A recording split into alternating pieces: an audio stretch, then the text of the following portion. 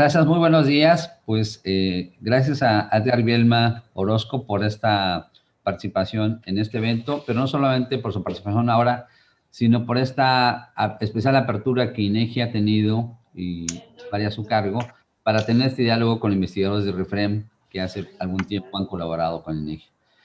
Lo primero que debo decir es que quizá como estas más de 2 décadas que llevamos colaborando con ustedes, nunca había habido esta apertura, esta relación tan cercana, la facilidad de ustedes para escuchar, para reaccionar, atender peticiones, es sin duda muy especial y te lo agradecemos mucho, Edgar, desde la primera ocasión que tuvimos la oportunidad de contactarte, fue muy abierta y lo comprueba en relación a lo que ahora en fechas pasadas nos hiciste presentación de los hallazgos.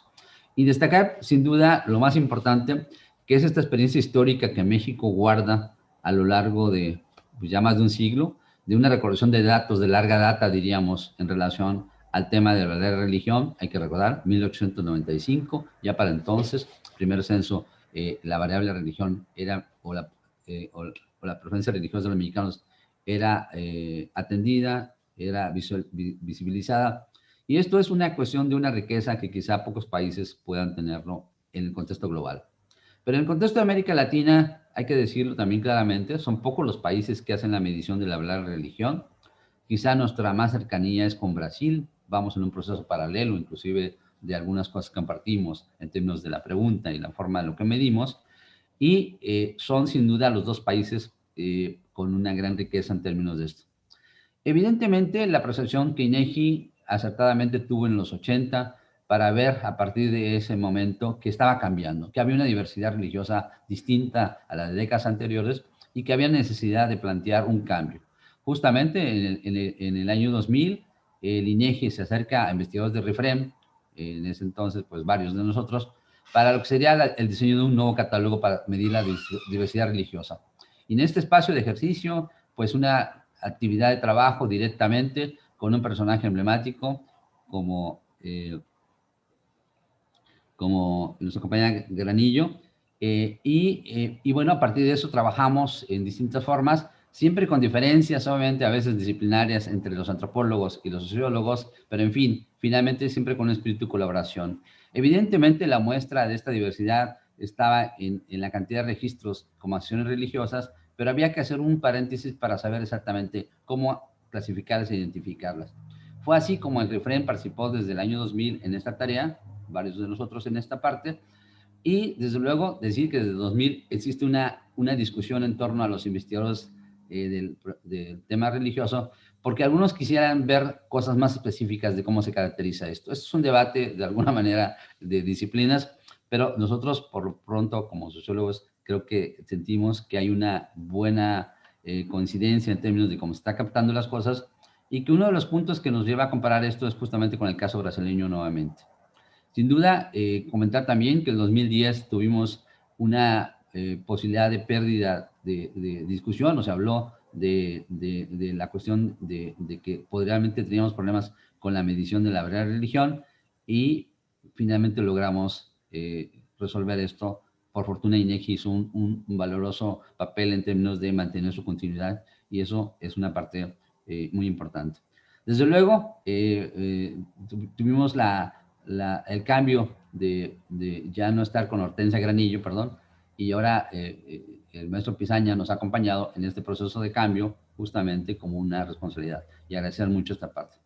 Sin duda, y finalmente para cerrar esta breve presentación, pues decir que estamos muy impresionados y contentos por esta tarea tan titánica que el INEGI realizó en términos de en una época de pandemia.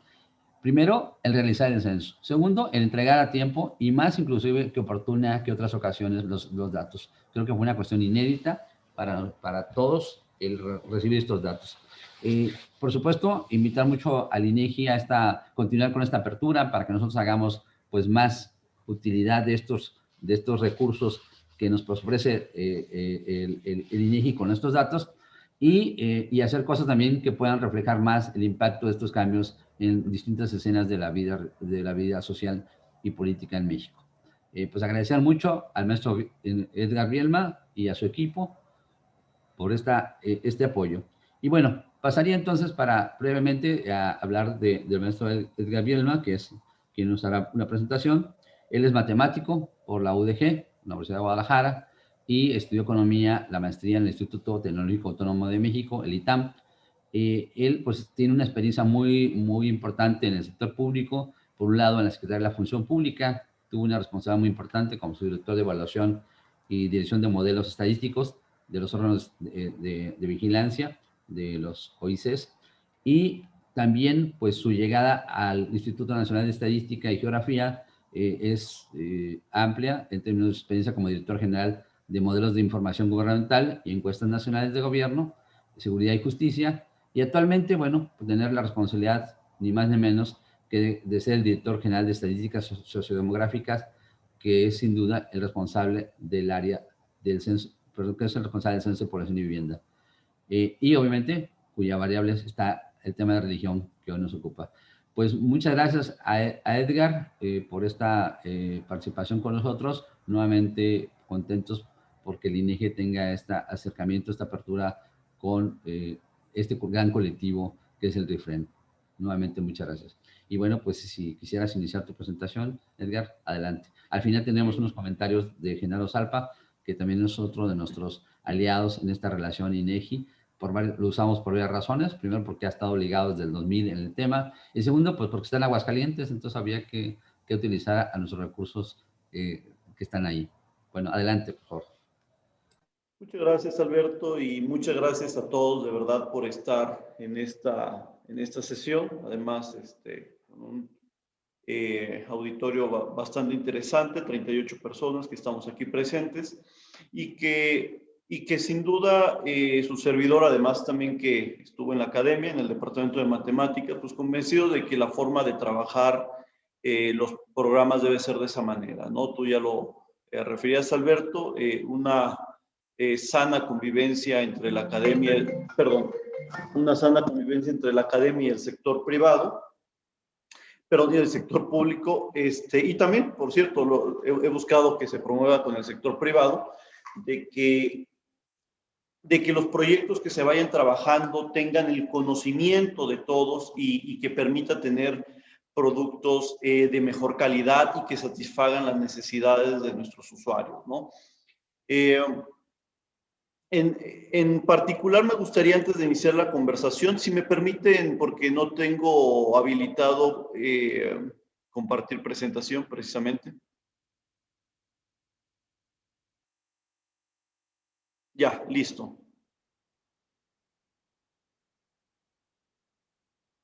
Bueno, antes de compartir esto, y solo como antecedente, dado que tocó el tema Alberto, sí, efectivamente ha sido de los censos más difíciles de la historia de México, sin desestimar y sin duda, y por eso no dije él, sino de los, el censo de 1900, que terminó siendo 1921, no 1920.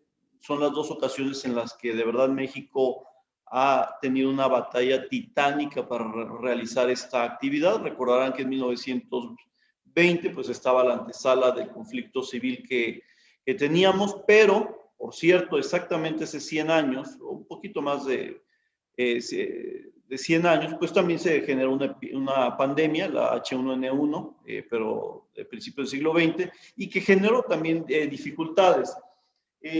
Eso derivó en que en ese entonces, con menor conocimiento de impacto, se decidiera levantar el censo un año después. Sin duda no tenían la información estadística que tenemos actualmente para la mejor toma de decisiones, pero en esta ocasión sí. La gran diferencia, y necesitan saberlo para que sepan además en dónde está parada la información del censo. Estas son las semanas epidemiológicas a lo largo del año 2020. Estas líneas en color marrón y café y algunos similares representan los canales endémicos desde el año 2015 a 2019 de mortalidad, y la barra gris significa el exceso de mortalidad, ¿no? Es decir, para el año 2020 ya tenemos un adelantado de cifra que fallecieron 326,000. Tenemos también un estimado de que aún trae un déficit del 5 o 7%, es decir, va a ser un poquito más grande que eso. Recordarán que para ese entonces se anunciaba 125,000 muertes. La realidad de las cosas es que llevamos 326,000 muertes, al menos, pero ya muy cerca de identificar la totalidad de este rubro. Y el censo se levanta, como ustedes pueden ver, exactamente cuando las muertes, en este caso menos de 10, se presentan en nuestro país por esta pandemia. Es decir, que el censo se levanta en el mejor momento posible para evitar sesgos respecto a un descenso por precisamente este exceso de mortalidad, y que después no hubiésemos sabido cómo hacer la resta, que actualmente, al menos estadísticamente, es fácil, dado que además la información está a nivel municipal, entonces es fácil hacer esa resta. Pero haber levantado el censo en este momento, como por cierto a su servidor recibió cantidad de llamadas, tanto dentro del instituto como de fuera, y sobre todo de fuera, de detener el censo. Y detener el censo, y la sugerencia era levántalo en mayo, 5 meses después, perdón, o a final de año, ¿no? Bueno, esas sugerencias significaban levantarlo en el segundo peor pico de la pandemia, o los que eran más precavidos, pues paradójicamente me estaban mandando a levantarlo en el peor momento de la historia. Ayer o antier acaba de anunciar, ahorita que comentaba Alberto, Brasil ya está refiriendo que posiblemente tampoco haya censo para ellos. Lo tenían que levantar en 2020, no pudieron, lo tenían que levantar en 2021, ya están viendo que no es posible, y esa es otra de las preocupaciones que su servidor tenía, quienes decían, ok, o el siguiente año, inclusive los todavía más reservados. Pues la realidad de las cosas es de que cuando no se tiene conocimiento de información estadística e histórica, pues lleva a malas decisiones, como le está pasando ahorita a Brasil, pero a una cantidad enorme de países. ¿Y qué es lo que hizo diferente México? Pues recurrir a la información histórica. Si hay un SARS-CoV-2 que ahora parece hasta de chiste, pues es porque hay un SARS-CoV-1, y parece chiste, pero nadie lo hizo. En el mundo nadie se le ocurrió revisar cómo se comportó el SARS-CoV-1, qué tiempos teníamos, cuál era su evolución de diseminación, porque realmente son primos hermanos lo que estábamos viendo aquí. Y a su vez también nadie analizó la pandemia de principios del siglo XX, y por lo tanto los tiempos que se tenían para realizar un proyecto. Su servidor, además de matemático, pues le gusta la historia, así que con ya muchos años revisando temas muy similares en términos de epidemias, desde la epidemia o pandemia antonina, la justiniana, la famosa peste negra del siglo XIV, insisto, algunas que se detonaron, aunque de menor impacto, durante el siglo XVII-XVIII, la del siglo XX, e inclusive revisando ya desde hace algunos años precisamente ese SARS-CoV-1, lo mismo que, si ustedes recuerdan, el MERS, que fue también muy importante analizar, y que si una persona que toma decisiones no conoce esos antecedentes, pues va a ser un desastre todo lo que vayan a realizar, ¿no? Y ahora, pues efectivamente, de 53 países que tienen que levantar el censo en 2020, solo 8 lo levantamos. Por cierto, uno, Groenlandia, con 56,000 personas, y algunos países que por conflictos democráticos, y que ahorita están padeciendo cuestiones dictatoriales, pues como están encerrados, sí pudieron hacerlo, ¿no? Pero hablando de países como del corte democrático como lo nuestro, pues destacamos ser el único, ¿no? Y pues bueno, pero detrás estuvo el conocimiento científico, la determinación de tener el contexto, y entonces poder tener, insisto, un censo de manera oportuna. Además, tampoco es casualidad que hayamos salido tan rápido. La razón misma de que hayamos logrado hacer eso es que, si algo su servidor está convencido, es que se podrán hacer mejor las cosas entre más tecnificados estemos, y no iba a ser la excepción. Representó un reto para el instituto.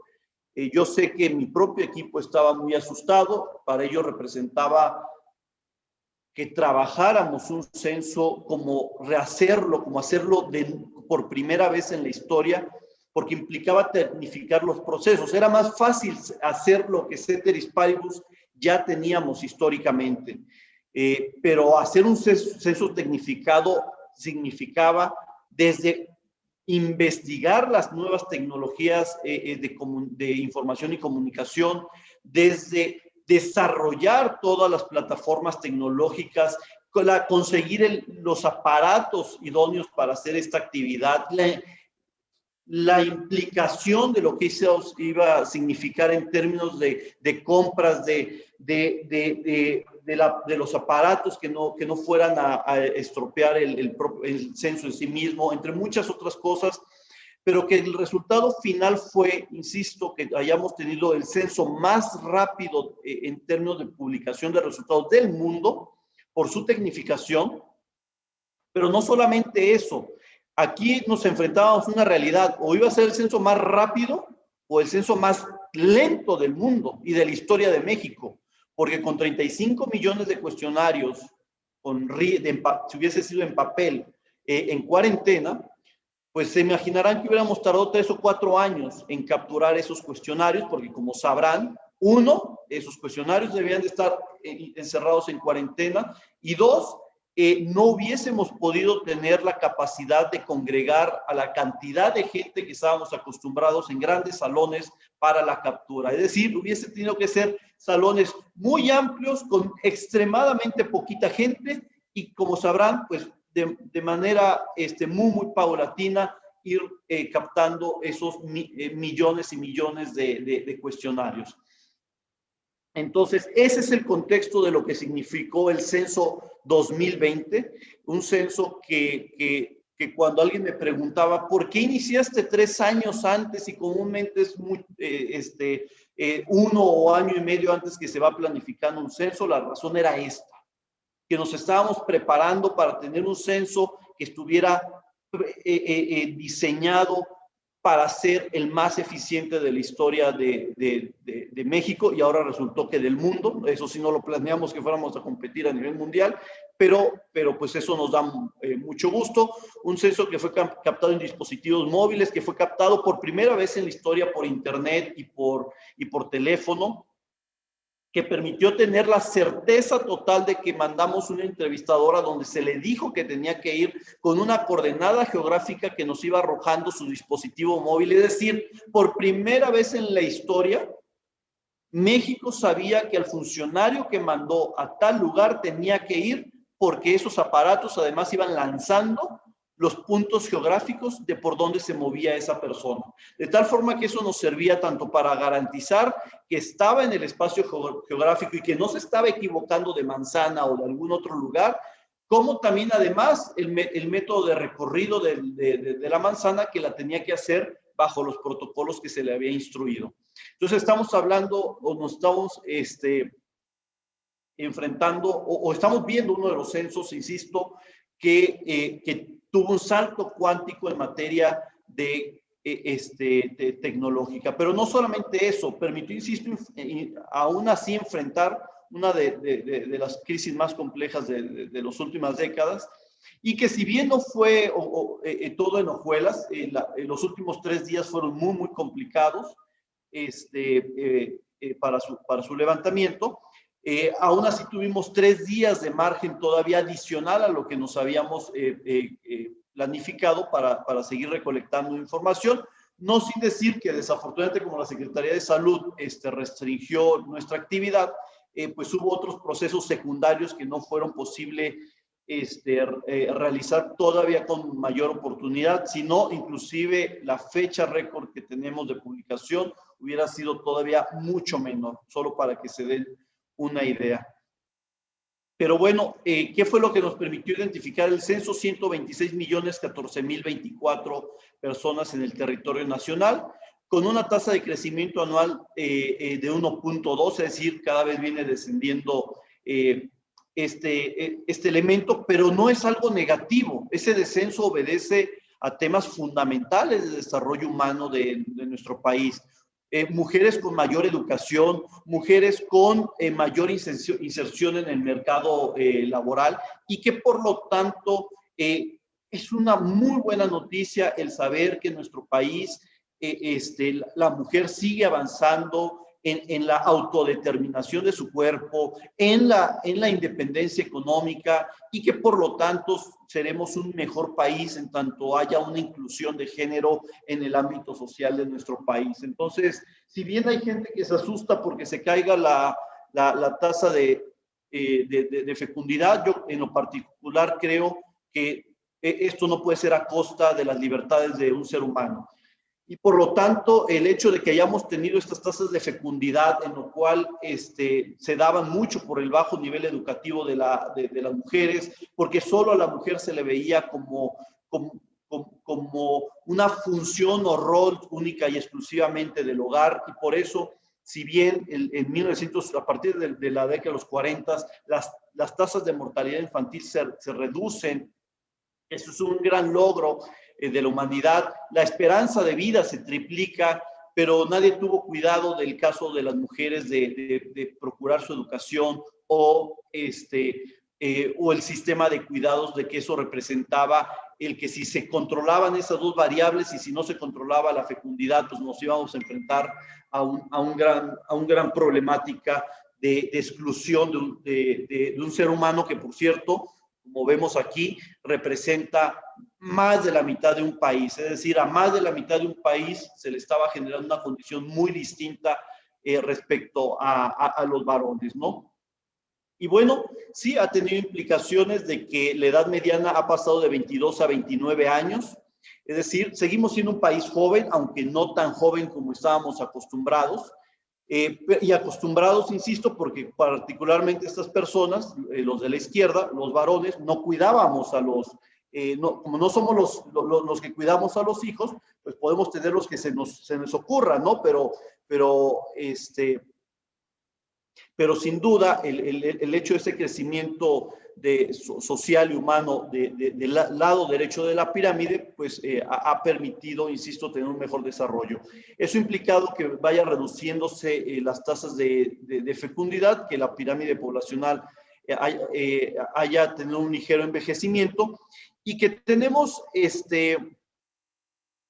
y que tenemos un mosaico de diversidad en el territorio nacional, un Estado de México con casi 17 millones de residentes habituales, o 9.2 millones en el caso de la Ciudad de México, y por el contrario, Colima, Baja California Sur o Campeche con menos de 1 millón de habitantes, que tenemos una dinámica demográfica inmensa e intensa, que estábamos muy preocupados por la migración internacional, pero nuestro propio país es una dinámica de migración como no se imaginan, sobre todo de los centros rurales a los urbanos, de una entidad a otra, en la búsqueda de esa libertad y esa esperanza de trabajo. La realidad es que mucha de la migración que se sigue dando en nuestro país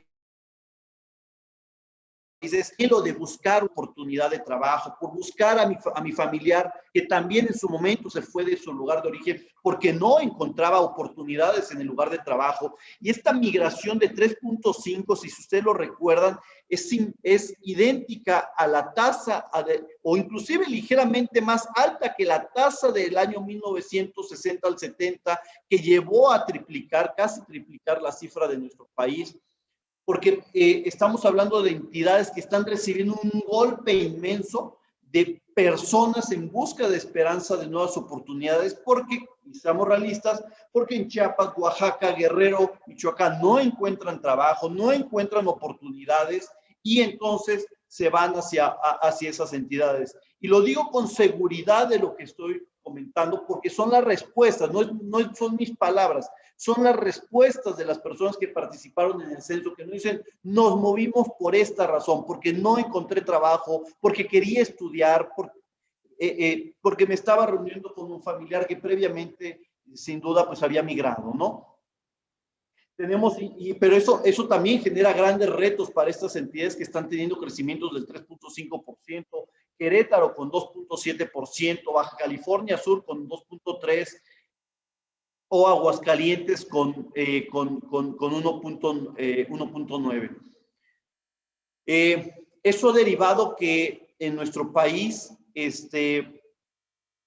solo para que se den una idea, en las zonas metropolitanas, en las zonas metropolitanas que ustedes ven en pantalla, residen el 43% de la población total de todo un territorio nacional. Es decir, se están concentrando estos centros urbanos cada vez más, se están densificando, se están haciendo más grandes y con mayor densidad poblacional.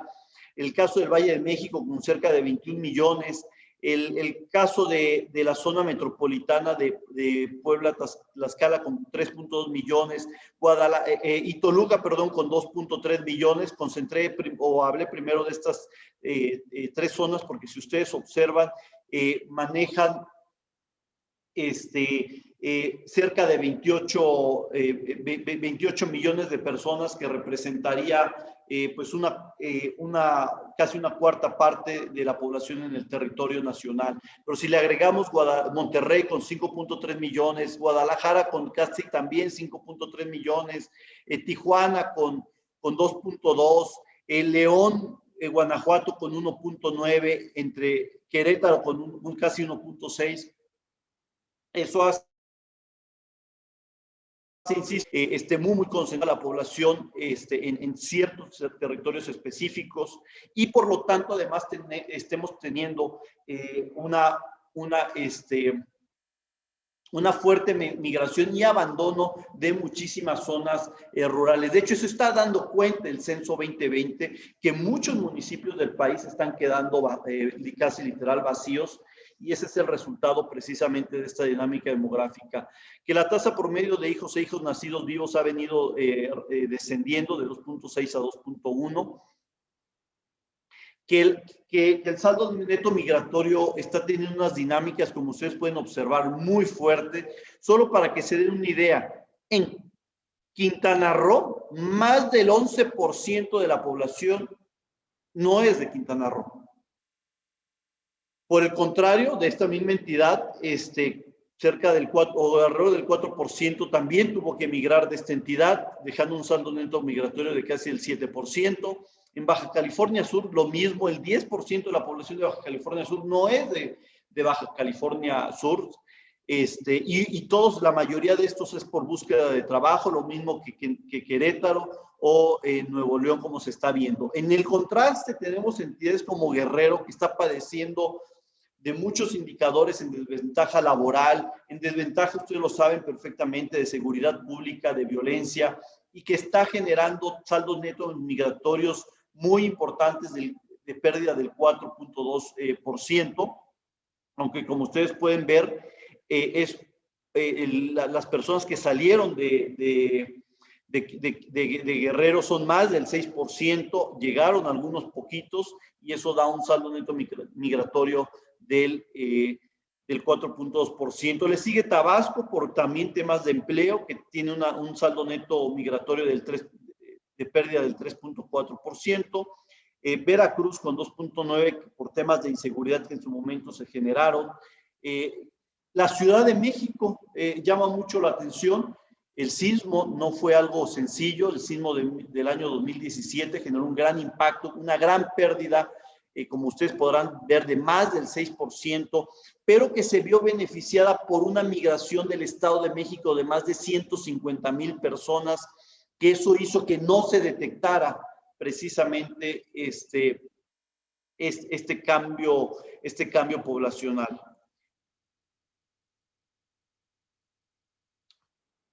Por otro tipo, los hogares han venido cambiando. Los hogares nucleares actualmente representan casi 62%. El hogar ampliado, donde viven más allá de los padres e hijos, sino también los abuelos, los tíos, etc., representa el 24%. Los hogares compuestos, es decir, donde ya inclusive son diferentes hogares no necesariamente vinculados con un 1%. Los hogares unipersonales, ese dato, ustedes no sé si recuerden, pero era del 10%, ya va en 12%.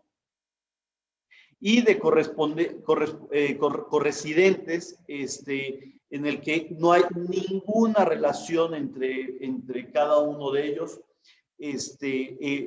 ya es una cifra del 0.7%. Es decir, por primera vez mostramos una dinámica diferente, y esa es la primera vez que hacemos énfasis en este tipo de tabulados de hogares con nuevas composiciones. La reducción inclusive en las relaciones entre los hogares, entre las personas, particularmente en la situación conyugal, viene descendiendo sistemáticamente la población casada de 45 a 35%, es decir, casi 10 puntos porcentuales. Los solteros se reducen porque no significa que no nos unamos, significa que ya esas relaciones contractuales conocidas por todos nosotros están dejando de operar en nuestra sociedad e incrementándose, por ejemplo, la unión libre de manera significativa al pasar de 10 a 18%. Y los separados también de 2.6 a 5.2, es decir, se duplican. La viudez se mantiene casi similar, pero los divorcios también se duplican. Tenemos a la población, hogares, los famosos hogares indígenas, que si ustedes observan se comportan completamente diferente al resto del país, pero también porque ellos están enfrentando grandes retos. En nuestro país todavía existen niñas de 11 años que son madres. En las estadísticas vitales que lleva su servidor, en los últimos 5 años, de verdad, me es una gran tristeza saber que no hay año en el que yo esté observando madres de 11 años, de 12 años, de 13 años, y que, por cierto, pertenecen a estos hogares indígenas por lo general. Y eso sin duda representa un gran reto para nuestro país, el avanzar en esa problemática que están enfrentando estos hogares en lo particular y que derivan en este exceso de juventud. En un exceso de juventud donde, insisto, estamos teniendo madres de los 11 a los 19 años que inician a esa edad su etapa de fecundidad, y que no va a ser el primer y último hijo, sino que va a ser una consecución de hijos a lo largo de un amplio espectro de su vida hasta llegar a los 6, 7, 8 hijos.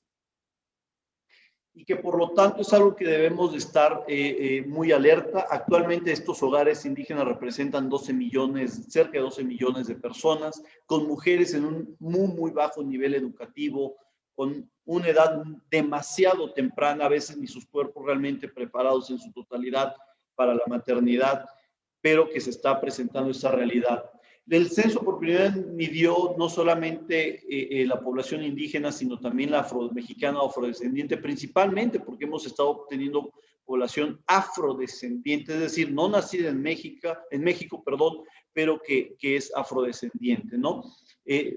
Casos como lo desafortunado que ha sucedido en Haití, entre muchos otros lugares, ¿no? Y por eso la pirámide es diferente, porque aquí tenemos a muchos migrantes, ustedes lo saben, ante crisis humanitarias, lo que sucede es que al primero que mandan a conseguir alimentos pues es al varón, y además en edades altamente productivas de los 15 a los 29 años.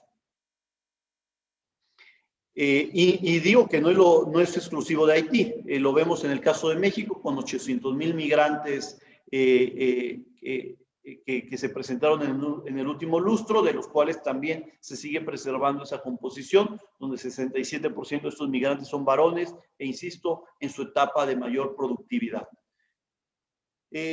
Y también ha cambiado nuestro país en términos tecnológicos. Ha habido un crecimiento sostenido del refrigerador, que es un tema muy importante en términos de desarrollo humano, ustedes lo saben, en la preservación de los alimentos, en términos de independencia del trabajo doméstico, al tener hogares con mayores lavadoras, con 78%. Eso significa, esa es la buena noticia de que esos indicadores crezcan, que nos independizamos de los trabajos que demandan demasiadas horas manuales y por lo tanto no nos permiten el crecimiento educativo y humano de las personas, y además lo sabemos particularmente de quiénes.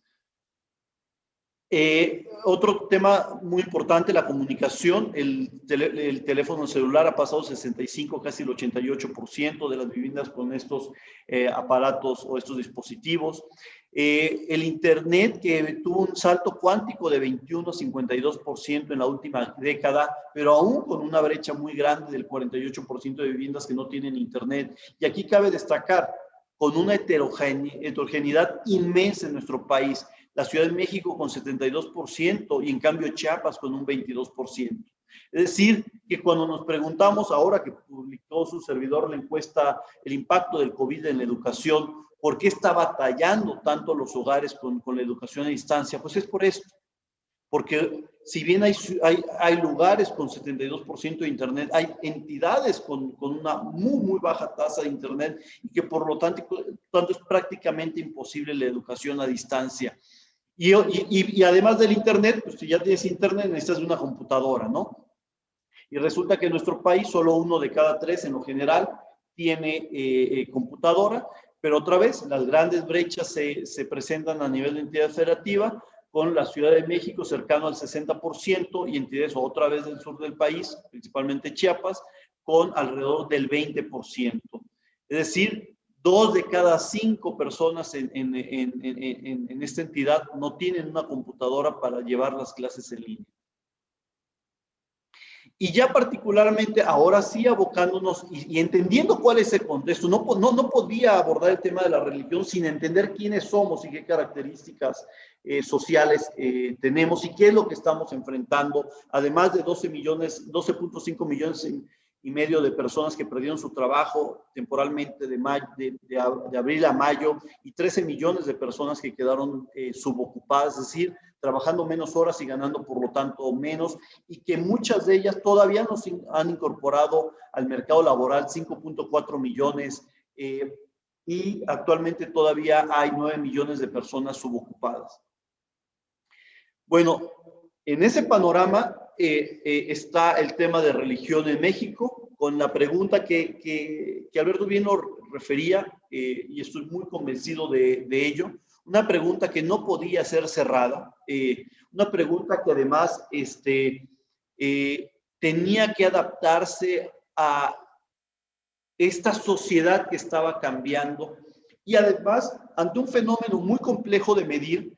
El INEGI lo que decide es que quien iba a clasificar esa información eran los expertos de oficinas centrales, que lo que tenía que hacer un entrevistador es no complicarse en lo que le estaba diciendo a la persona, sino simplemente anotarlo, que esa era su función, y entonces dejarle a los expertos como ustedes, como nosotros, la integración de esta información. Nosotros principalmente en el tema científico, técnico, y de procesamiento, con todo el bagaje matemático e informático que nos permitiera generar los algoritmos que ya no un ser humano con el nivel de error que eso puede representar. No sé si se imaginen lo agotador que debe de ser revisar más de 35 millones de viviendas, pero concretamente más de 100 millones de respuestas de algo que además es complejo sistematizar mentalmente. Por eso es, y afortunadamente las máquinas han venido desarrollándose y han sido cada vez más funcionales y más precisas. Y todos estos algoritmos son los que nos han permitido ir trabajando este tipo de respuestas hasta obtener niveles bastante eficientes de clasificación a través de estos nuevos métodos científico-matemáticos. Bueno, todo ese trabajo, más el trabajo conceptual de ustedes, con esa sensibilidad, ese conocimiento de muchas décadas de la evolución de la religión en México y la fusión de ese conocimiento científico, matemático, informático, con ese conocimiento, como ya lo refería, Alberto, antropológico, sociológico, que la confluencia de ese conocimiento interdisciplinario permite siempre dar un mejor resultado y pasos agigantados a la humanidad. Eso permitió identificar que en nuestro país existen cerca de 98 millones de católicos en México, que representarían el 78%, con una disminución respecto a hace 10 años, al pasar de casi 83% a 78%. Por facilidad estoy redondeando las cifras. Que el tema del grupo protestante, cristianos evangélicos o bíblicos, pasó de 7.5 a 11.2 y representa en términos absolutos 14.1 millones. El tema de sin adscripción religiosa es un tema nuevo que estamos incorporando en esta nueva edición, porque era una respuesta que cada vez era más y más recurrente y ahorita lo veremos. Con 2.5%, el tema de sin religión que pasa de 4.7 a 8.1%, y que representan estos dos últimos que referí, uno 3.1 millones y el último 10.2 millones de personas. Además nos permite empezar a observar la diversificación de creencias o adscripción religiosas, como puede ser el judaísmo con 58,000, casi 59,000 personas, la población islámica con casi 8,000 personas, las raíces étnicas con 33,300 personas, las raíces afro con cerca de 41,000, las espiritualistas con casi 37,000 y otras religiones con 70,000. Y como ya también se refería, la población ha venido teniendo un cambio. Vean cómo ha venido creciendo lo que es esta barrita azul, de pasar de ser casi nula, nunca lo ha sido nula, pero sí casi nula, a llegar al 14%. El complemento está en la población que ya referí, si sumamos estas cifras, 13.3 millones de personas sin una adscripción religiosa, y es decir que si le sumáramos estos 13.3 a los 14.3, pues estaríamos hablando de ya 27.6 millones de personas, diferente a lo que tradicionalmente se venía comportando. Es decir, ya no es tan homogénea la población, sino que empieza a haber una diversificación cada vez, o heterogeneidad cada vez mayor. No solamente eso, sino que también esta información la podemos analizar por grupos de edades y cómo se viene comportando, y vemos que estos cambios se están dando principalmente en las edades tempranas, pero sobre todo por un tema fundamental. Vemos también y sucede lo mismo con la educación. Si bien los indicadores de educación pasamos de 7.5 a 9.7 años promedio de educación en nuestro país, es decir, por primera vez ya terminamos por fin la secundaria, y aunque los indicadores globales nos dicen que están ligeramente los varones por arriba de las mujeres en términos educativos, es decir, 9.8, si no me equivoco, contra 9.6. La realidad de las cosas es que las nuevas generaciones viene a la inversa. Las mujeres están por arriba en años de educación que los varones. Es decir, está habiendo una transformación en las nuevas generaciones, y lo podemos ver inclusive, insisto, en estos indicadores, ¿no? Como las edades tempranas es donde se está dando principalmente estas diferencias, inclusive en las raíces étnicas. Ustedes observen cómo se dan estas tasas de prevalencia de 0.015 a 0.42, aunque sean mínimas las cifras, pero vean esas diferencias, y sobre todo observen en el caso sin adscripción religiosa, que es el que más quería destacar, cómo es donde se están presentando en estas edades tempranas o sin religión, donde inclusive ya se reconoce desde un principio el que las edades tempranas no tengan religión. Cuando era muy inercial antes que simplemente las personas dijeran, esta es la religión de esta persona, respecto al informante adecuado.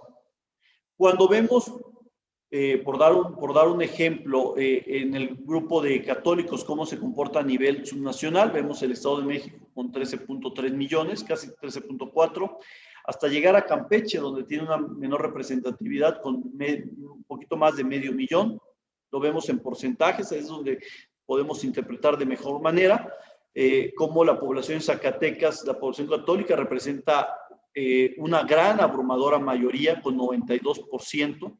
Y en el otro contraste tenemos a Chiapas, donde ya es casi, se está quedando en la frontera de la mitad con cerca del 54%, o Quintana Roo también con un cerca del 55%.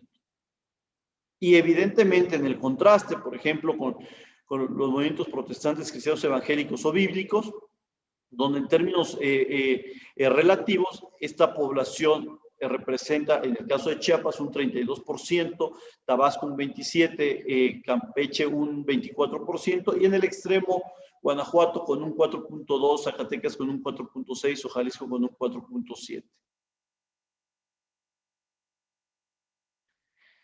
Para los grupos de religión judaica, cuando los vemos a nivel de entidad federativa, y a nadie le sorprende estos resultados, ustedes lo saben, particularmente se concentran en el Estado de México, con 21.600, casi 700 personas en absoluto, y representando el 0.13%, y la Ciudad de México con cerca de 18.000 personas y representando el 0.2%.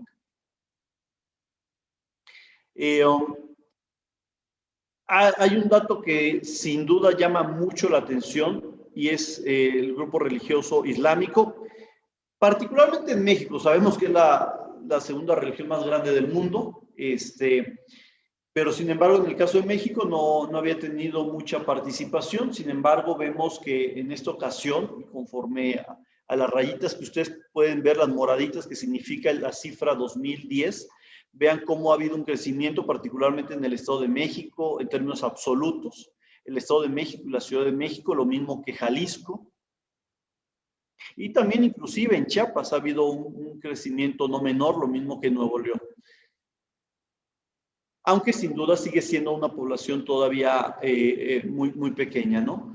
Está el tema también de las raíces étnicas, que representan 33.300, casi 400 personas, y que destaca un grupo significativo en el caso de Chiapas con 11.000. Las raíces afro, sin duda creo que el hecho de todo este bombardeo comunicativo que hubo por parte de CONAPRED, por parte de muchas instancias gubernamentales previo al censo, permitió que mucha de la población se autorreconociera y tuviera menos problema social en manifestar tanto su autoascripción étnica como religiosa, ¿no? Y lo podemos ver como hemos tenido una reacción muy importante, particularmente en el Estado de México y Ciudad de México, tanto en absolutos como en relativos, ¿no? Cuando nos vamos a los grupos religiosos espiritualistas por entidad federativa, se ha comportado relativamente estable, no detectamos muchos cambios. En cambio, en otras religiones, sí seguimos detectando crecimientos importantes, principalmente otra vez en Ciudad de México, Estado de México y Jalisco. Si compara otra vez la rayita morada contra la barra verde, ¿no? Y el otro gran tema, que aquí no podemos hacer comparativo, es la primera vez que lo clasificamos de esta manera, la ascripción, o más bien sin ascripción religiosa, pero sí creyente, es decir, la respuesta y ahorita lo podemos ver, creo en Dios. Esa fue la respuesta. ¿Cuál es, regresándonos a la pregunta, para que la veamos, cuál es la religión que Edgar Bielma, cuál es la religión, perdón, de Edgar Bielma? Creo en Dios. Así de sencillo, respondían las personas.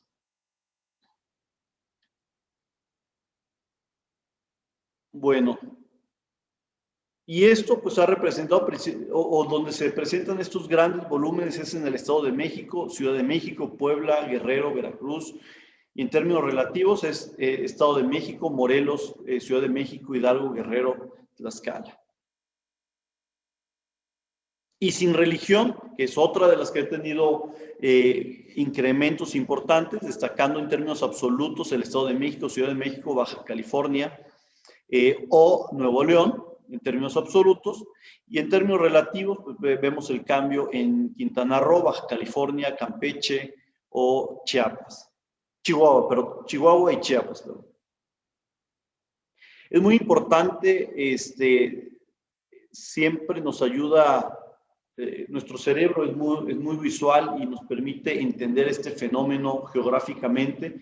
Aquí ponemos un ejemplo de la estratificación de los municipios o demarcaciones territoriales según el porcentaje de población católica. Vemos cómo esta población se concentra principalmente entre el occidente y el Bajío o centro del país. Por el contrario, si vemos las comunidades protestantes, cristianas, evangélicas o bíblicas, se concentran principalmente en el sur del país y en la frontera con los Estados Unidos. También no es de sorprender ni esto, ni esto. Sí tenemos una visión amplia del fenómeno religioso, no solamente mexicano, sino norteamericano y centroamericano.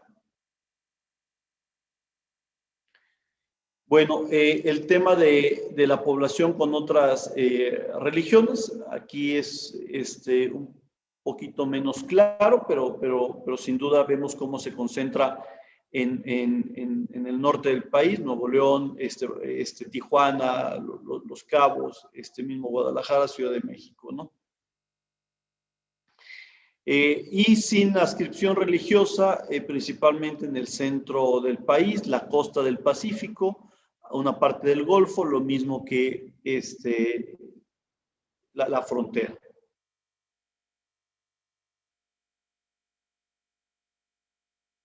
Sin adscripción religiosa, perdón, creyente, y sin religión, sur y norte del país.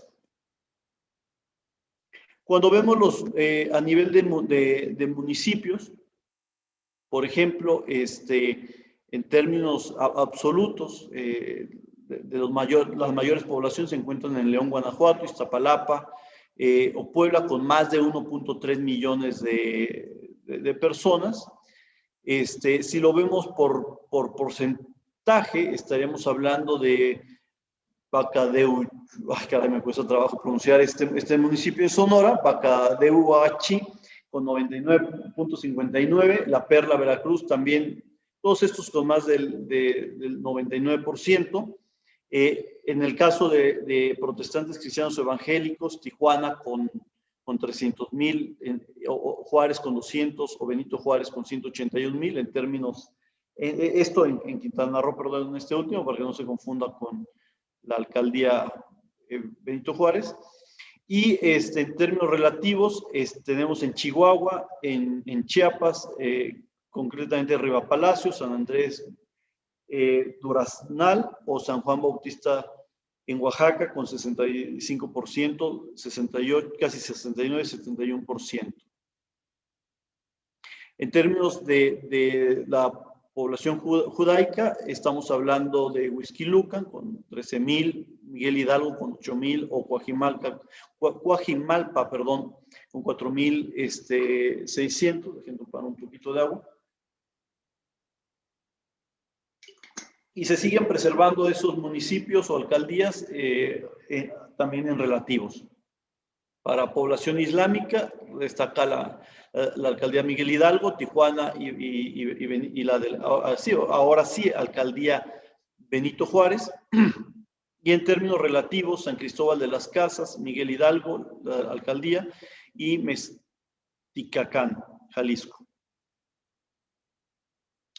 Y bueno, así nos podemos ir por las raíces étnicas, las raíces afros, tanto en absolutos relativos, ustedes lo ven ya ahí en pantalla, y las raíces espiritualistas, en Estado de México, Puebla, Ciudad de México, otras religiones, principalmente en la Ciudad de México y Jalisco, en términos absolutos, aunque no en relativos, sin adscripción religiosa, creo que me excedí un poquito en hacer tanto detalle, y en términos de las mujeres de 12 años y más según grupo religioso, ese es un tema también muy, muy importante con relación al promedio de hijos. Vemos que principalmente el número de hijos se concentra en raíces étnicas con 2.6 hijos en promedio, protestantes, cristianos o evangélicos con 2.2, espiritualistas con 2.1 y por el contrario otras religiones con 1.4, islámicas 1.5, raíces afro con 1.5 también, sin religión 1.7. La situación conyugal, vemos sobre todo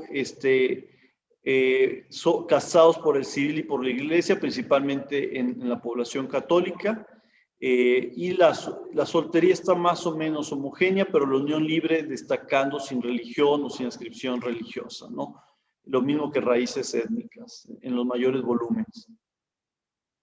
Cuando vemos la religión del resto de los integrantes del hogar, vemos que hay una mayor heterogeneidad en tanto el hogar no sea católico, como lo pueden ver del lado derecho en términos relativos, y muy concentrado la homogeneidad en los hogares católicos.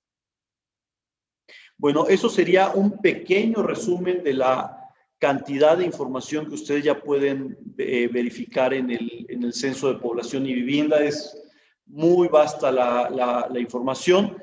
Por tiempos,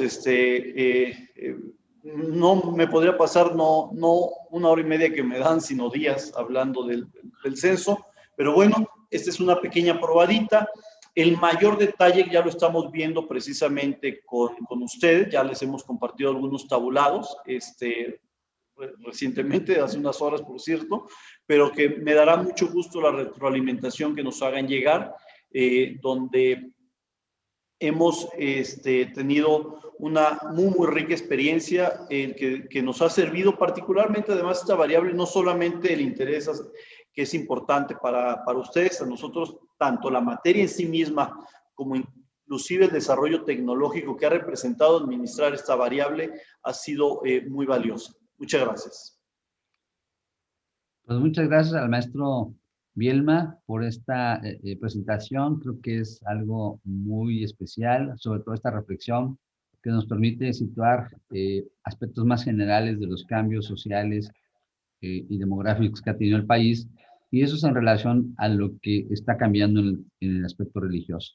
Y sin duda, muy ricas los hallazgos, las presentaciones que hoy nos hace visible el maestro Bielma. Y bueno, para hacer algunos comentarios, pues tenemos la participación del doctor Genaro Salpa. Genaro es doctor en Sociología por la Universidad de York, en Reino Unido, y desde muchos años es profesor investigador de la Universidad Autónoma de Aguascalientes en el área de Ciencias Sociales. Él desde hace muchísimos años también ha sido un estudioso de los temas dedicados a la religión. Trabajó justamente en una de sus inquietudes, que fue el montaje de una enciclopedia de las religiones en México, trabajo que sin duda fue muy fructífero e importante. Y desde su fundación en la RIFREM, él ha sido parte de este proyecto, digamos que es un miembro fundador de la RIFREM. Actualmente ha participado en muchas cosas, pero también ha acompañado a lo largo de estas más de 2 décadas, pues la relación y el vínculo con el INEGI, ya decía, por varias razones. Primero, porque él es un estudioso del tema de la religión, y segundo, porque él radica en Aguascalientes, y obviamente esta cercanía geográfica ayudaba mucho a este contacto que antes era solamente y necesariamente personal, ahora es virtual, pero antes, hace tiempo, pues era necesario este contacto. Entonces, gracias a esta parte y a su colega María Eugenia Patiño, quien han sido un enlace importante y continuo, particularmente en este último periodo, al menos, que ha tenido una relación muy directa con Francisco Pizaña, quien ha sido pues la persona que se ha hecho cargo de esto a partir de que ya no está con nosotros Hortensia Granillo, y que esta relación ha sido muy importante pues para poder tener un mejor vínculo entre la academia y el INEGI en relación al tema de religión. Agradecer mucho nuevamente a INEGI y particularmente a este esfuerzo de Genaro y de Maru para mantener viva esta relación de RIFREM con el INEGI. Genaro, adelante. Muchas gracias, Alberto. Gracias, Edgar. Como ya lo señaló Alberto, la colaboración de la RIFREM con el INEGI inició desde la preparación del censo del 2000 y continuó durante la preparación del censo del 2010.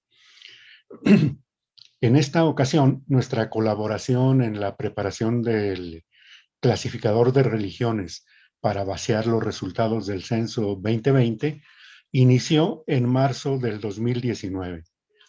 En ese mes se realizó una reunión con los responsables del censo del INEGI, con la presencia del maestro Bielma y algunos de los miembros del consejo de la RIFREM.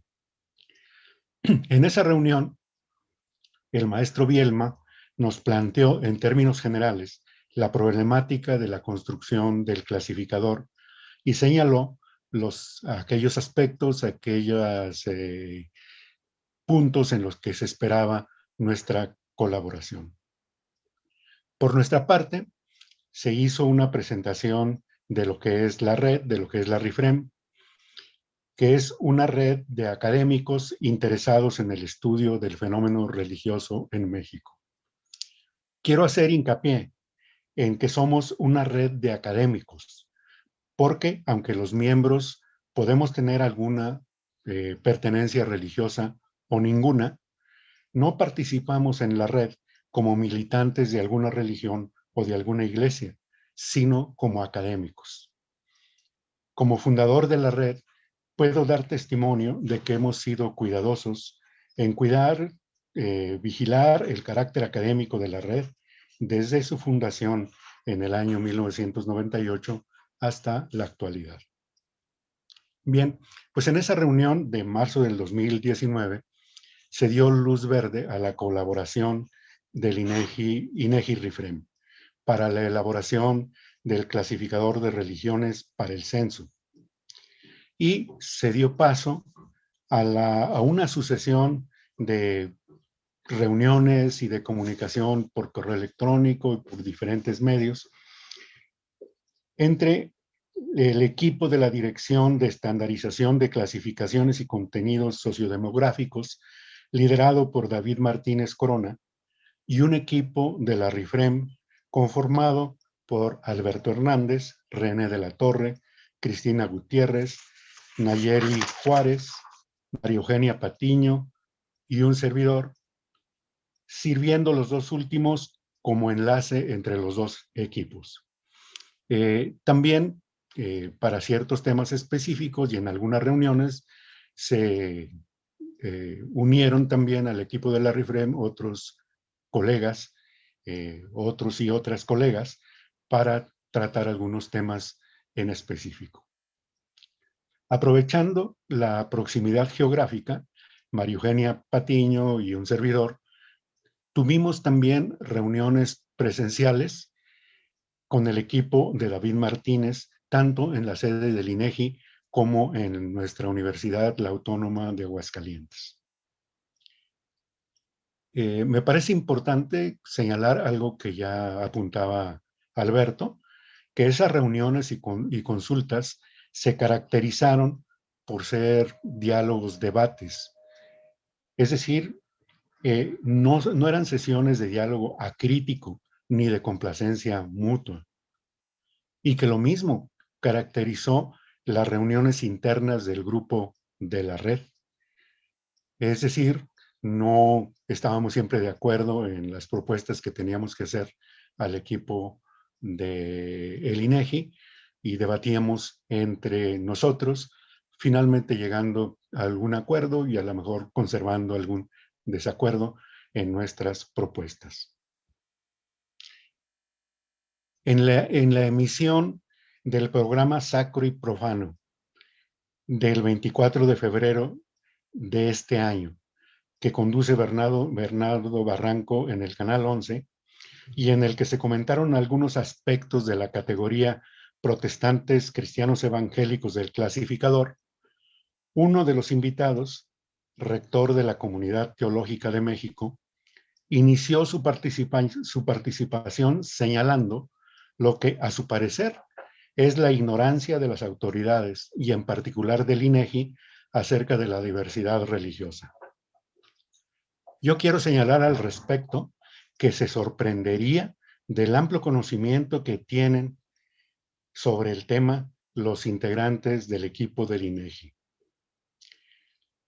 Pero también hay que señalar que el censo no es un tratado de teología, como también en esta interacción, desde el año 2009 para preparar el censo del 2010, nosotros aprendimos que el censo tampoco es una investigación de tipo sociológico o antropológico que se detenga en hacer entrevistas a profundidad, etcétera, sino que lo que hace el censo es recoger datos, como los que nos acaba de presentar el maestro Bielma, datos de todo tipo, no solamente de religión, y con los que después se puede trabajar cruzando variables, como nos dio una probadita en su presentación sobre los resultados del censo.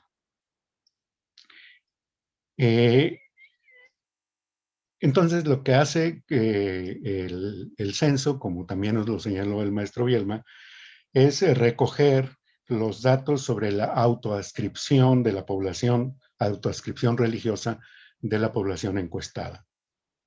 Entonces, el trabajo y el reto durante la preparación del censo fue el de elaborar un clasificador en el que pudieran vaciarse coherentemente los datos recopilados.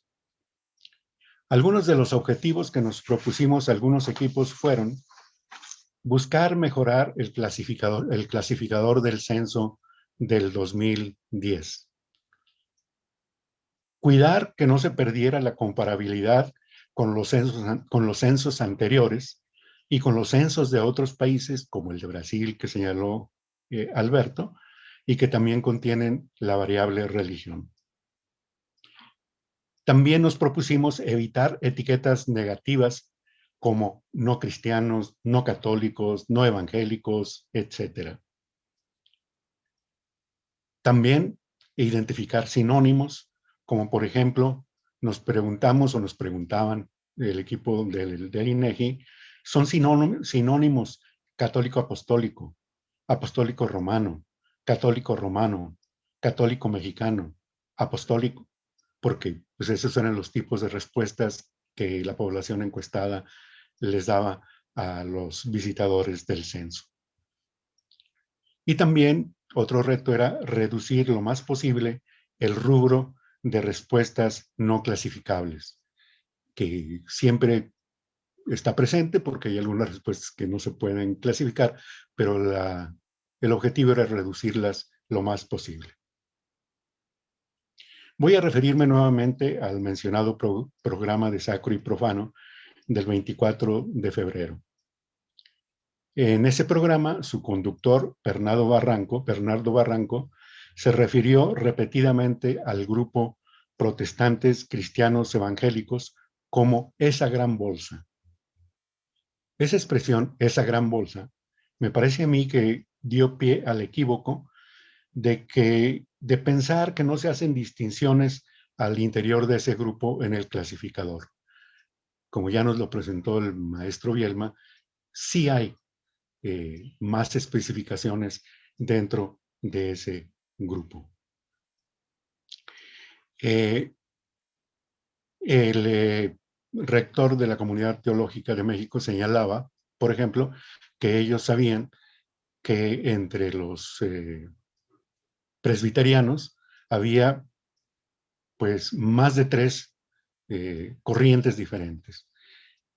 A lo mejor, desde el punto de vista teológico, se puede hacer esa distinción, pero para los datos del censo, si los entrevistados no mencionan esas distinciones, pues ese dato no se recopila. Voy a terminar esta breve intervención señalando que, como dije antes, el censo no es una investigación sociológica, antropológica, etcétera. Pero como ya lo vimos en esta presentación que nos hizo el maestro Bielma, nosotros que nos interesamos por el estudio de la religión, podemos encontrar en el censo, pues, un recurso invaluable, material invaluable para nuestros propios estudios. Muchas gracias.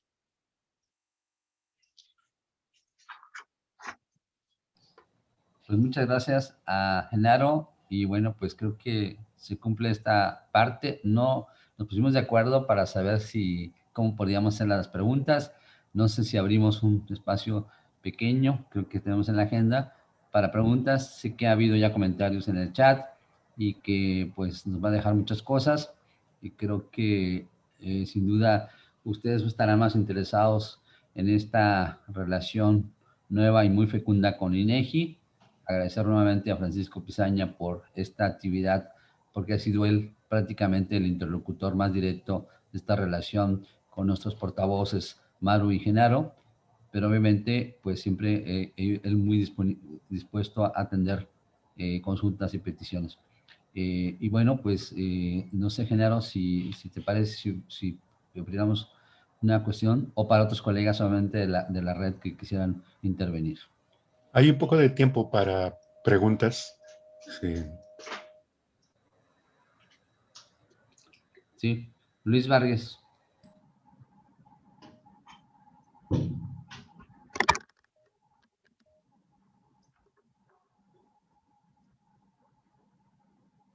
Has cerrado tu micrófono, Luis. Oh, sí, perdón. Bueno, la pregunta que quiero formular oralmente ya la hice en el chat y es muy simple. ¿Dónde y cómo puedo adquirir la versión impresa de los resultados del censo? O sea, me refiero al libro o a los libros. No sé si voy a la delegación del INEGI aquí en Mérida, la pido por internet. No. ¿Cuál sería el mecanismo? Muchas gracias.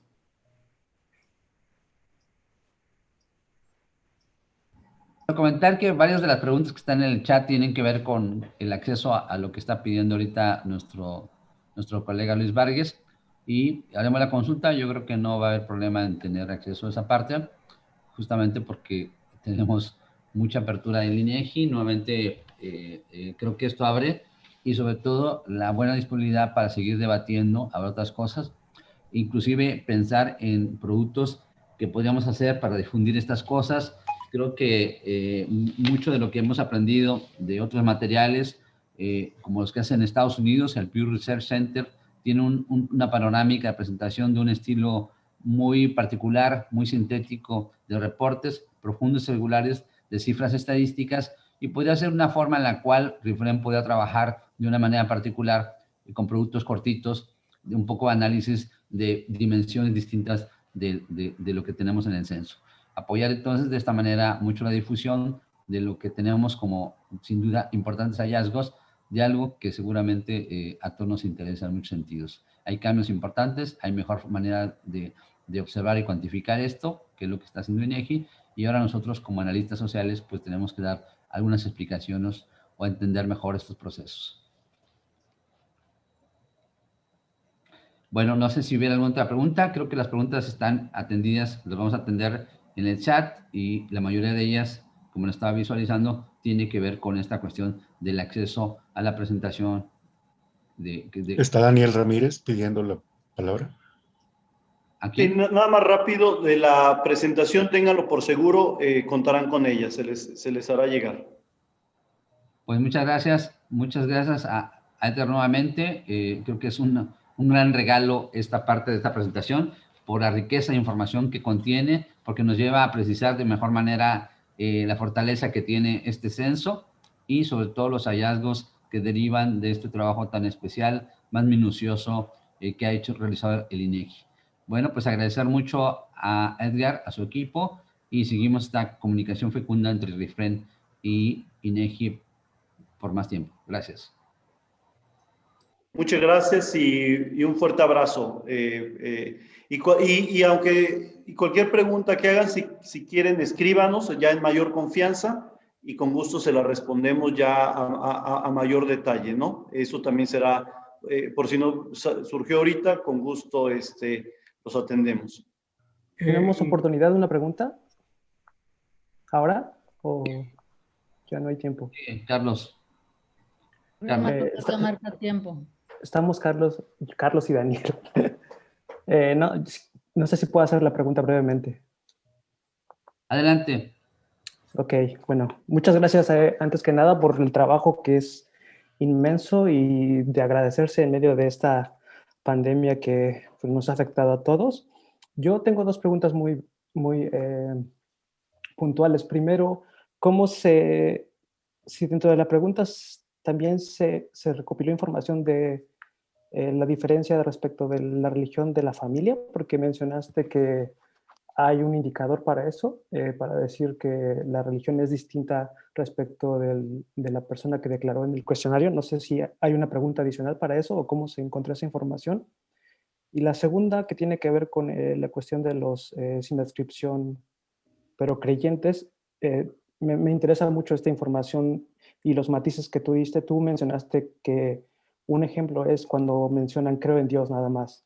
Eso implicaba que no estaban reconociendo quizá una iglesia y por lo tanto son creyentes, pero sin una adscripción, ¿no? En el caso de las mediciones en Estados Unidos o en otros contextos se usa también eso de desafiliación, pero en este caso aquí fue sin adscripción, pero creyentes.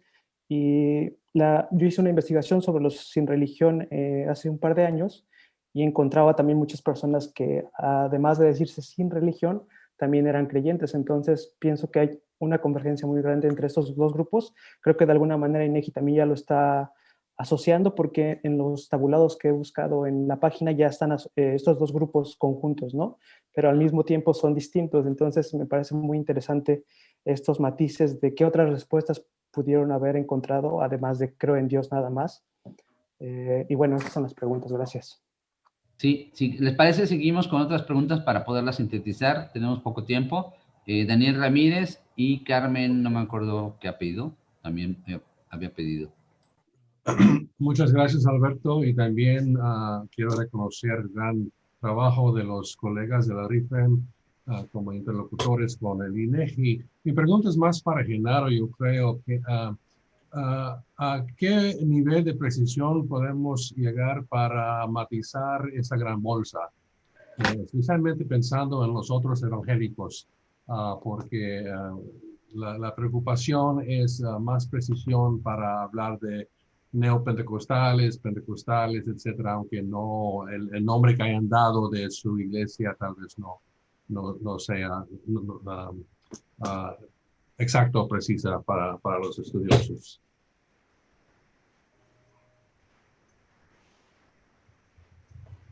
Creo que estaba Carmen Anaya.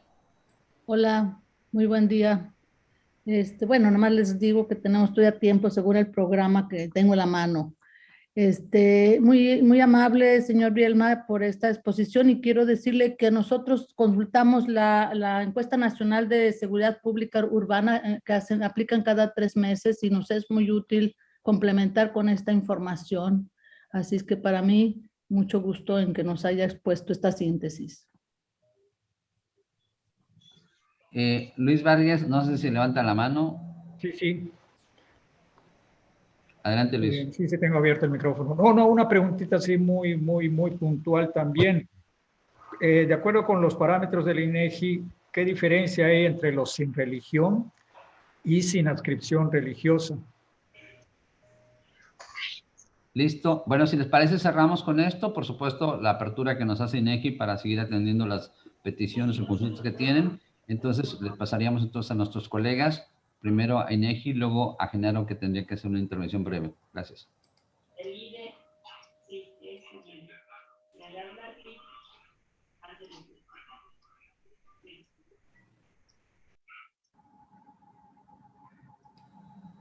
Buenos días, habla David Martínez. ¿Se me escucha? Sí, sí, David. Sí, Mira, adelante, David. sí, el maestro Bielma me pidió responder un poco de las preguntas de las que se están formulando. Pide una disculpa, se tiene que ocupar en otros asuntos.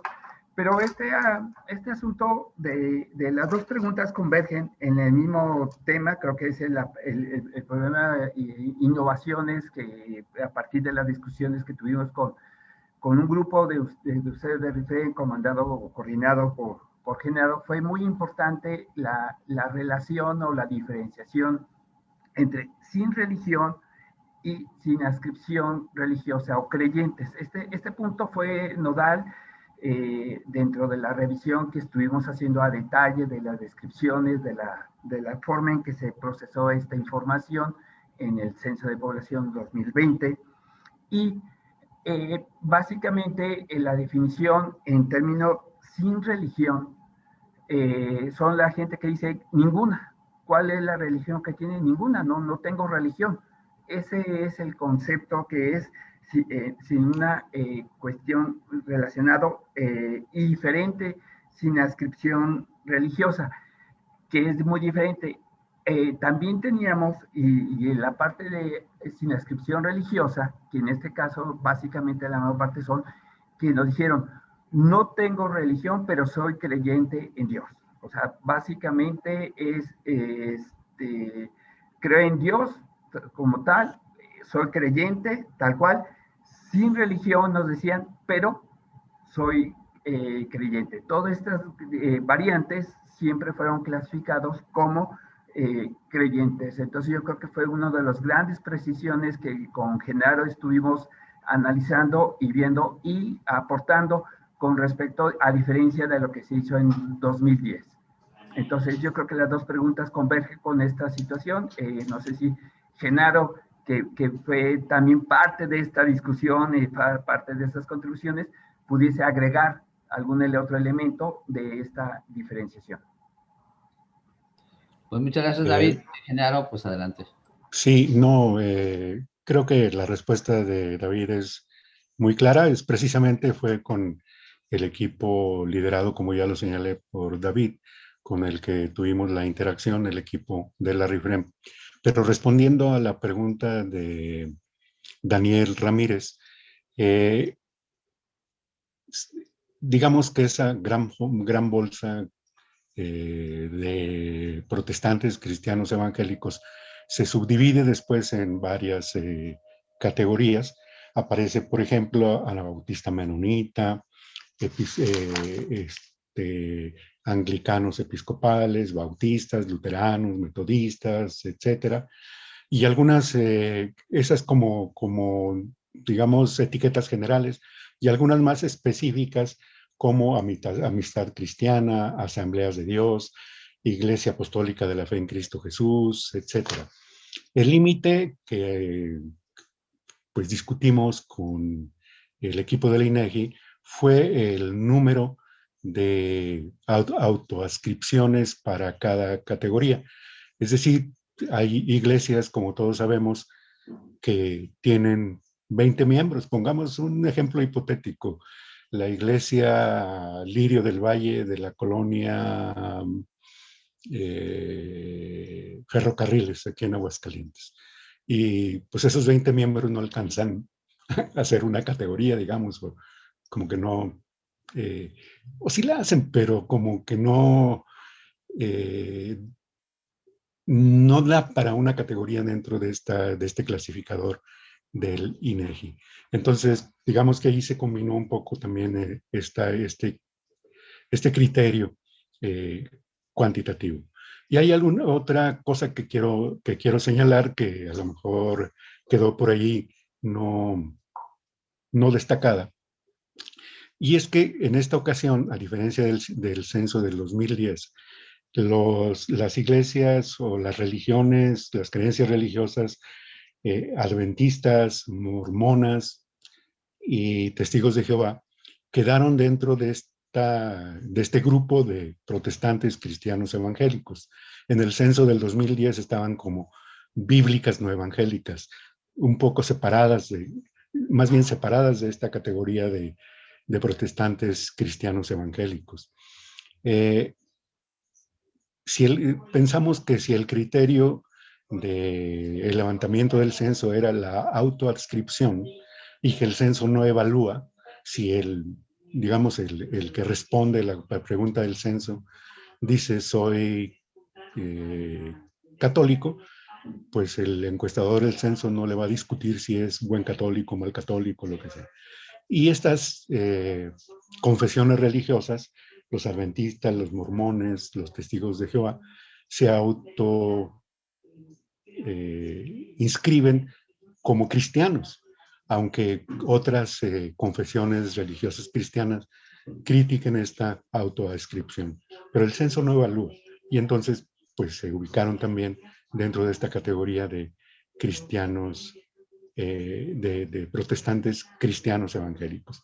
Y por cierto, para hacer la comparación con el censo del 2010, en el que parece que hay un gran salto que aumentó esta categoría de protestantes cristianos evangélicos, no lo es tanto porque, vuelvo a repetir, en el 2010 no estaban en esta categoría los adventistas, los testigos de Jehová y los mormones, pero si los añadimos, vemos que entonces el aumento de esta categoría, comparando el censo del 2010 con el del 2020, no es tan grande como parece aparentemente, porque no están dentro de esa categoría estas tres confesiones en el censo del 2010.